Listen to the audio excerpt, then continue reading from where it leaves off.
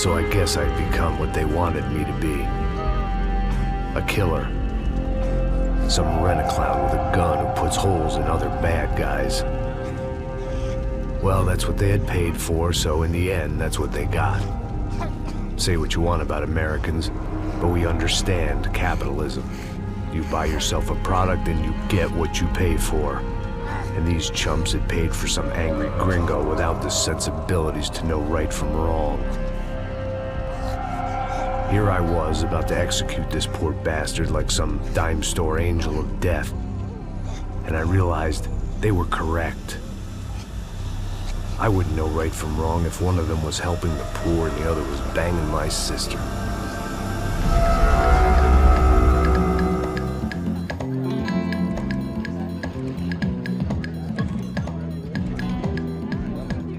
I'd arrived in Sao Paulo a few weeks before. I was working a protection detail for the kind of people who need protection in a town like this. And what kind of town was this? One where I didn't speak the language and they didn't water down their drinks.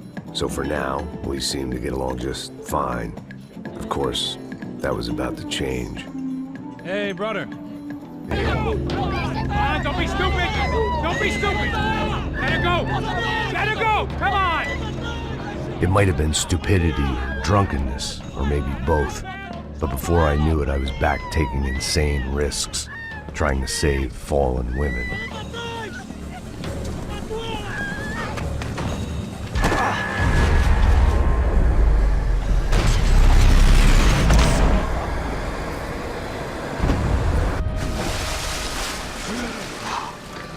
Tranquila! Tranquila! Nós cuidamos disso. Nice work! I imagined the elevator doors opening to a firing squad of muzzles. As far as I could see it, the one thing my plan had going was that no one else would be stupid enough to pull this move. Bronco! What have you done with him?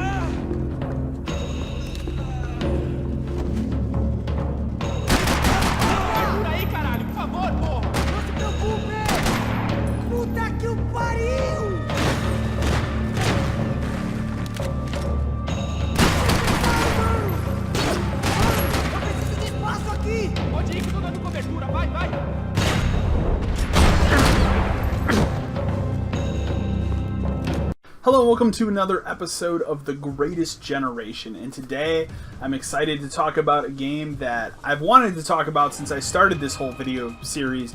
And I know I've talked about a lot of good games, and I promise you the bad games are coming. There's a trio of really bad games that is coming, and you guys will be excited about it when I do it.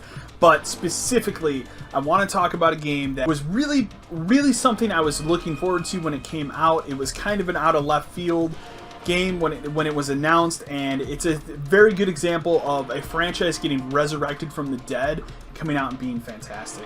That game is Max Payne 3, specifically 360. However, the footage you see in the video today was captured on a higher end PC.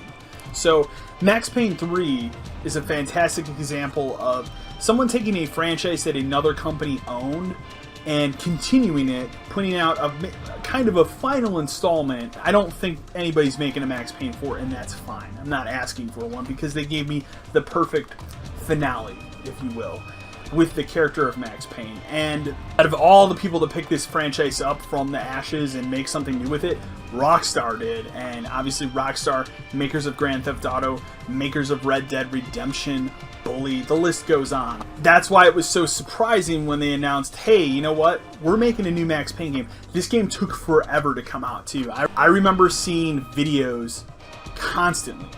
Videos and promotional material. It was like a 2-year build-up for this game to come out. And when it finally released, it delivered in the best possible way. I loved every minute of it. It's a very interesting story. It kind of follows several years after the events of Max Payne 2, but it kind of fills in the gaps of what happened when he lived in New York, and then obviously he's overseas, and I didn't do my research on that part of this, and I'm sorry. But it's excellent. The bullet time effects work really well in this game. It's very cinematic. It has a very Tony Scott feel to it. Tony Scott, if you don't know, is the late director, brother of Ridley Scott. He did some excellent action movies. One of my favorite is Man on Fire with Denzel Washington. Just a very stylistic approach to action movies, and it's literally like the Hauser brothers watched a bunch of Tony Scott movies and made Max Payne 3, and it works so well. One of the coolest things about Max Payne 3, and this is something that always bothers me when people make sequels to video games. For example, I really don't like and will not play Splinter Cell Blacklist because they recast Michael Ironside, who played Sam Fisher, with someone who's younger, unknown, but his character is older in the game, and it makes no sense.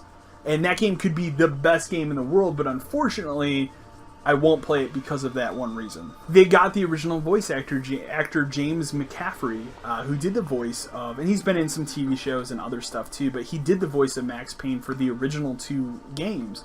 They got him back after, I mean, when this game came out, it would have been about 8 years later, but they got him back to reprise his role, and he's fantastic as always.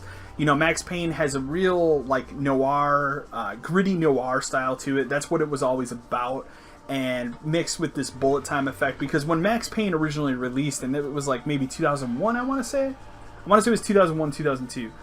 When that game originally released for PC, and that's how I played it, and it came out on consoles and stuff as well, it was in that era of The Matrix had just released in theaters, and everybody was about bullet time and slowing down with bullets flying everywhere. That was a huge thing for action movies at the time. Once The Matrix did it, everybody wanted to do it. And it was Max Payne. There was another game called Dead to Rights that also did this. There was a slew of action games that came out that did this bullet time thing. But Max Payne was the one that kind of stuck around. And, like, obviously he's a troubled character.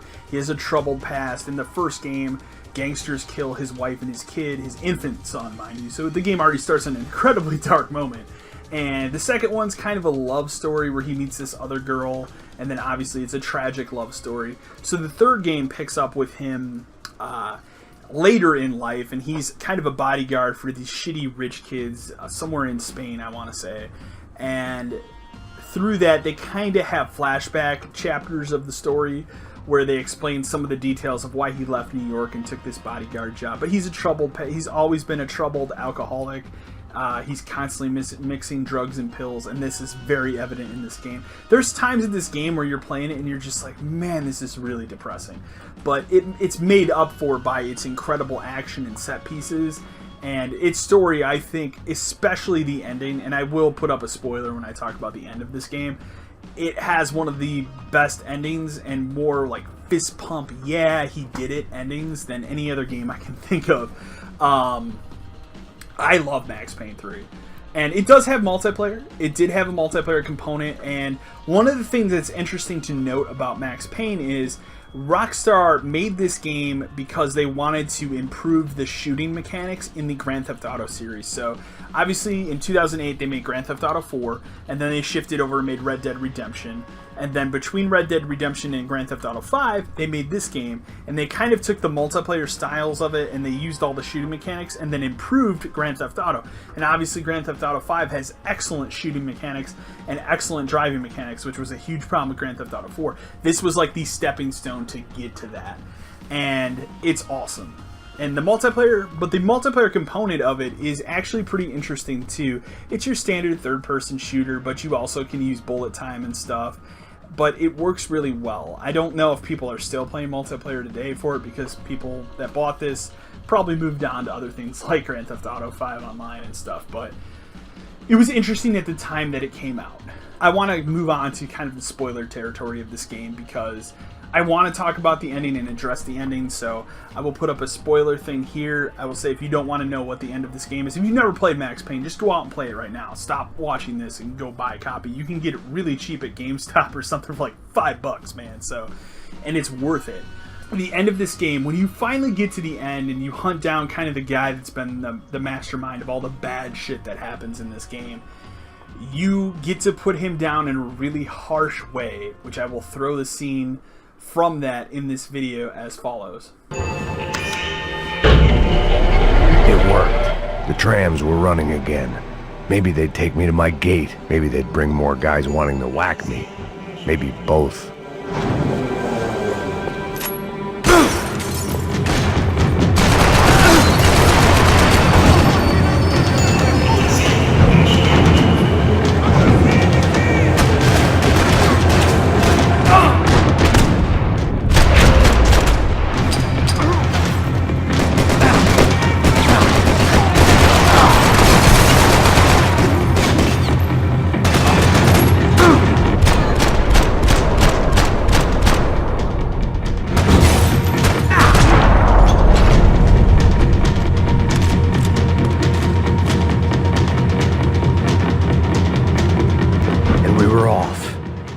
felt like I might be able to recharge for a second. At least until we pulled into the station and met more murderers. It didn't work out like that. Of course, there'd be a tram full of goons trying to derail me.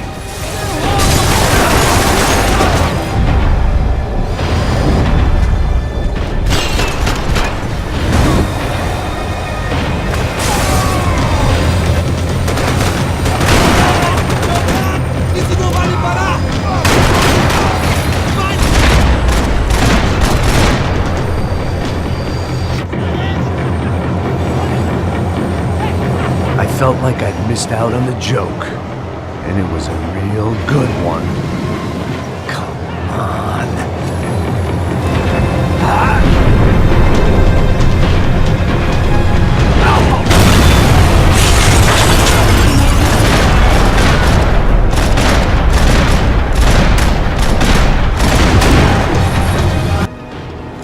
It had taken me right into the heart of it. Becker's gimps were everywhere, so he and Bronco must be close. The smart move would have been sticking with De Silva and going straight to the hangar, but when was I ever about smart moves? I'm a dumb move guy. Hey Max, we'll drive onto the runway. No thanks, let me walk in the main entrance. I'll put a big shit-eating grin on my face and let these assholes take turns trying to kill me. That's my style, and it's too late in the day to hope for change. Boy, were they throwing numbers at this problem, but then I'd chosen to be here. I wanted this. Was it redemption? Not really. It was pathetic desperation, and not much else. The further in I got, the more guys I saw. Becker wasn't running a police force. He was running an army. These guys were better trained and better equipped than anyone I'd seen out here. And I'd seen some mean sons of bitches. The mission was screaming suicide, but I didn't give a damn. At least I'd die being a pain in the ass.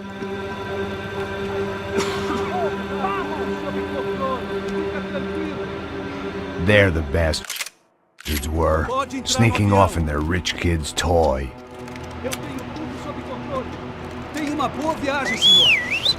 I ain't got nowhere else to go, Becker! Mr. Payne, I believe you had something to say to me. Mate ele! Mate ele agora!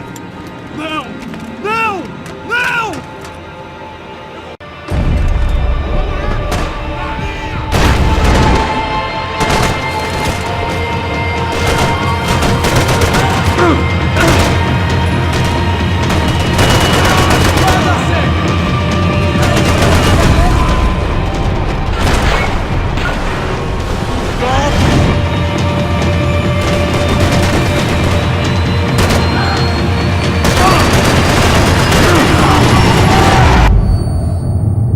Filho da puta!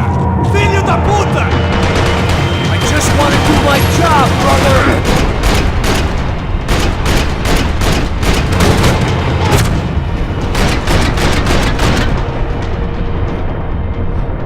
Sorry, border's closed.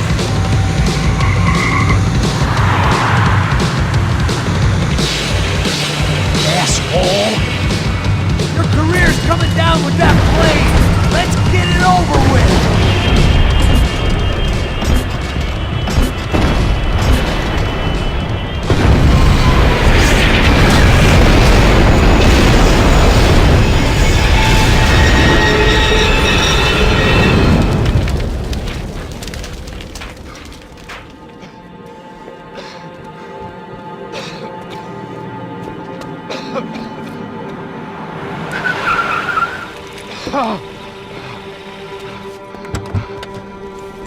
Wait, Max! No! Stop! Max! We have what we need on him now.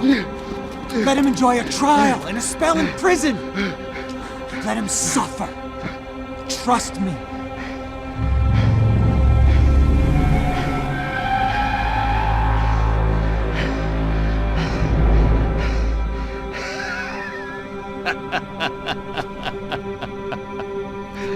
You know I'll walk.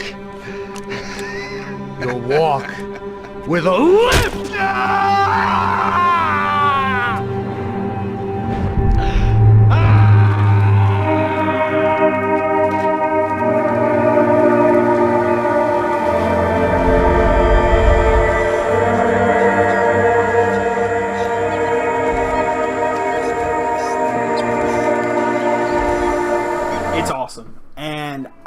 love how this game ends. As I was playing it, because the game is a depressing story, as I'm playing the game, I'm like, oh man, are they really going to go down the route where Max Payne gets killed at the end because of what's going on? And thankfully that's not what happens, and he kind of gets to walk away at the end, and that's what I really liked about this game. He kind of has a shot at redemption after everything that he's done, and that's cool. That's not something you see in a lot of trilogies, especially at the end. And I'm glad they just didn't kill him, because that would have been too cliche for the story that they were making here. But there's a lot of good moments. There's a lot of weird and dark moments in this game. There's a part of this game that involves going through like a Spanish brothel, and like it's eye-opening. Like, there's some dark people out there. And the game definitely also deals with human trafficking, because the people that basically... He's a bodyguard at the beginning of this game. That's what the third game's about. And the people he's a bodyguard to get kidnapped. Especially, there's like 2 girls, and they're going to be put into kind of a slavery ring. And he has to kind of infiltrate that and stop it. So it deals with human trafficking. It deals with, you know, brothels and sex slavery and stuff. Not in the point that you're not really seeing a lot of that kind of stuff, thankfully. But enough that it's in a video game and it's there. And it's an adult game. It's not a game made for children. So, and obviously there's... shit ton of language in this game and stuff too, but it is fantastic through and through. It's one of my favorite games from the 360 generation. It is just an excellent example, again, of a different company buying the rights to a game, picking up a franchise, and then completing a trilogy in a way that you just didn't think that they were going to do. And not that I would necessarily say Max Payne 2 had what I would consider the worst ending, but you always wanted more. You always knew there was more to do with Max Payne, and I think they just picked it up and they nailed it. The last thing that I want to say about this, as you can hear in the background, I've been playing the music from this game. The Rockstar likes to tend to reach out and contact different kind of independent musicians and artists to put music into their games. And then a lot of times, like with Grand Theft Auto, obviously they get big names and stuff too, but they tend to call out artists that are lesser known, and then obviously when their games come out, they become more known because their games are huge. I mean, GTA 5 is still selling in like incredible numbers. So, and the music in this game is done by an indie band called Health, and they're fantastic, like techno-ish 80s 90s style early electronica music, but they're so good, and their music is so pitch perfect. They do a really good rendition of Max Payne's theme from the earlier games, but all of their music, especially the music at the end of this game when you're kind of going up and facing all of these people at this airport, is just really good. That's probably a part of this game I personally have played through like 30 times, because just everything about it is so incredibly well. So Max Payne 3, to wrap up, is a game you should play. I really enjoy it. It is one of the best games of the Xbox 360 generation, and it's one of those things where I'll tell you, like, if you have a PC and you can get this game on your PC and it runs like a dream if you have a decent enough PC, and it looks incredible still 5 years later. So pick up Max Payne 3 if you've never played it. It's a really good game. It's another game that I would consider part of the greatest generation for sure, and I do promise you, very next episode is going to be the first ever bad game that I've reviewed on this whole thing. So anyways guys, until next time.